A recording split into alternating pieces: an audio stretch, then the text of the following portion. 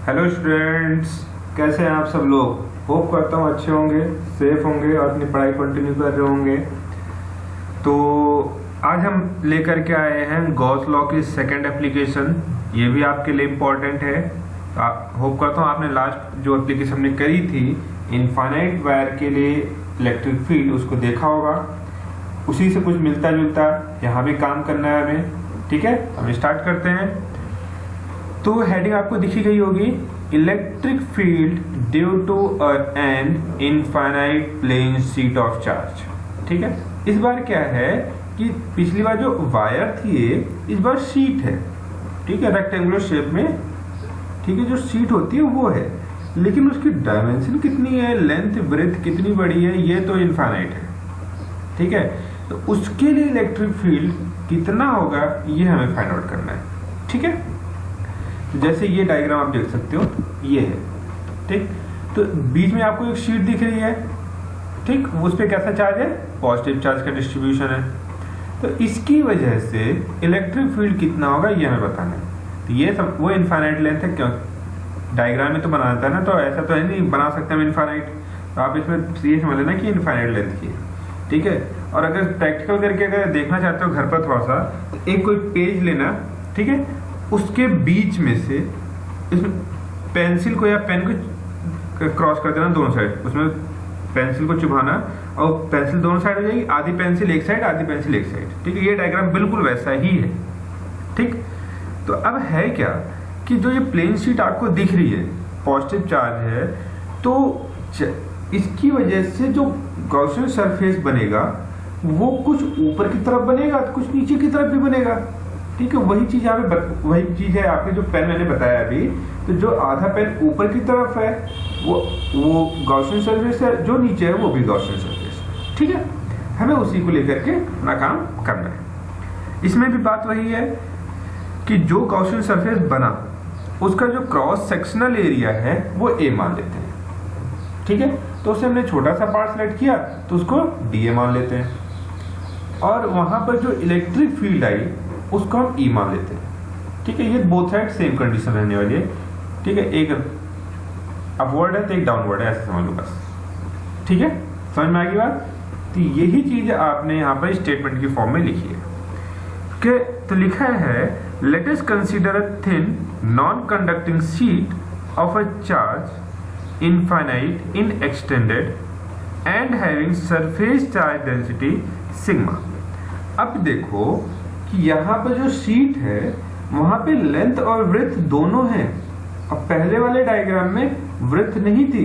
अब ये मत बोल देना कि वायर में ब्रेथ होती है, तो मतलब ये हुआ कि लेंथ के कंपैरिजन में ब्रेथ जो है वो नेग्लिजिबल है। ठीक है, तो यहाँ पर क्या है, लेंथ भी है ब्रेथ भी है, हम किसी एक को नेग्लेक्ट नहीं कर सकते। ठीक, इस वजह से हमें यहाँ पे क्या लेना पड़ेगा, एरिया लेना पड़ेगा, क्योंकि हमें लेंथ और ब्रेथ दोनों को सेम पोजीशन देनी है। ठीक है, सेम इंपॉर्टेंस देनी है। इस वजह से हमें जब लेंथ और ब्रेथ दोनों साथ आते हैं वहां पे एरिया बन जाता है। इस वजह से हमें यहाँ के लिए क्या यूज करना होगा, सरफेस चार्ज डेंसिटी। क्लियर।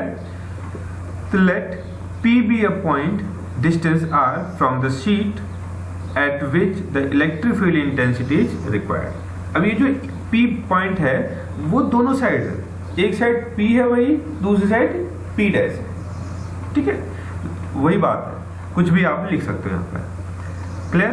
तो नेक्स्ट लाइन से आप क्या दिख रहे हो कि electric flux at point P and P dash are φ1 and φ2 respectively.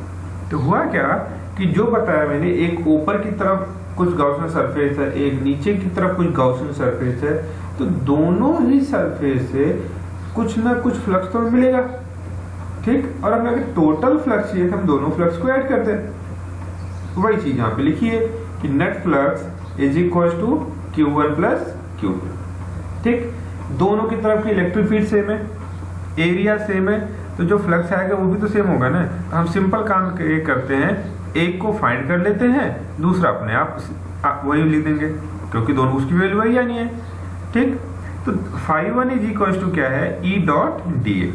अभी डायग्राम में आपने देखा कि E और डी ए ठीक है, दोनों सेम डायरेक्शन में है, इस वजह से एंगल कितना बनेगा उनके बीच, 0।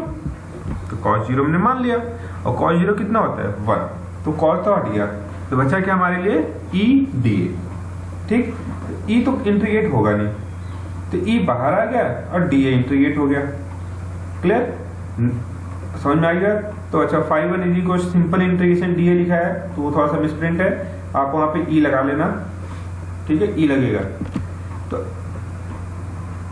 अच्छा, एक स्टेप छूट गया लिखते समय, कोई बात नहीं, मैं बता देता हूं। तो e जो dA है, तो e तो आपका एज इट इज कॉपी हो जाएगा, और इंटीग्रेशन ऑफ dA कितना हो जाता है, वो a हो जाता है।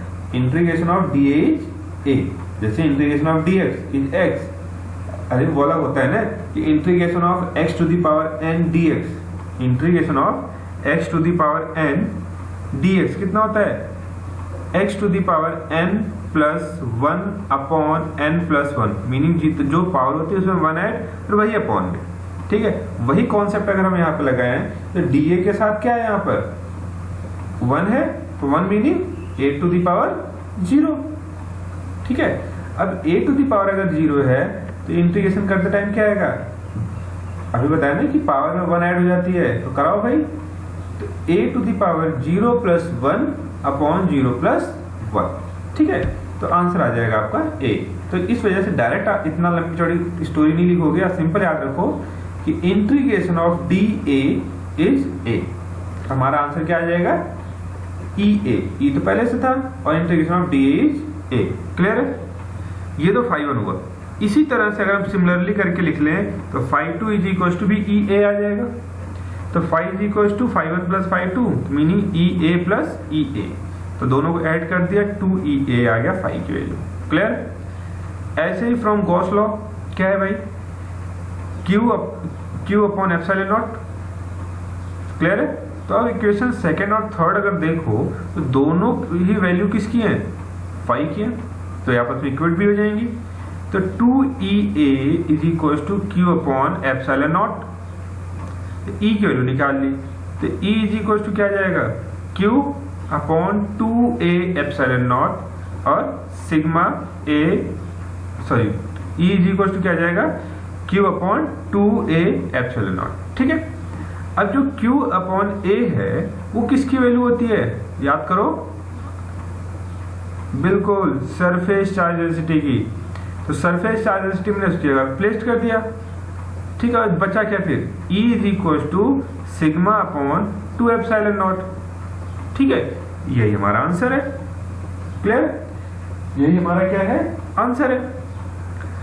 तो ये किसकी वैल्यू हो गई हमारे लिए, इनफाइनाइट प्लेन शीट के लिए इलेक्ट्रिक फील्ड कितना होगा। होप करता हूं आपको समझ में आया होगा। ये दोनों ही एप्लीकेशन जो हमने लास्ट वीडियो में करी थी और जो अब कर रहे हैं, दोनों ही इंपॉर्टेंट है। इससे रिलेटेड कोई एक क्वेश्चन एग्जाम में आया था, वो मैं नेक्स्ट वीडियो में आपको पढ़ के बता दूंगा कि कौन सा आया था। ठीक है, तो आप देख सकते हो, हमेशा ये जब भी आता है लॉन्ग क्वेश्चन ही आता है, तो इस वजह से इसको अच्छे से आप हमेशा प्रिपेयर करके रखोगे। ओके, मिलते हैं फिर नेक्स्ट वीडियो में, तब तक के लिए बाय बाय।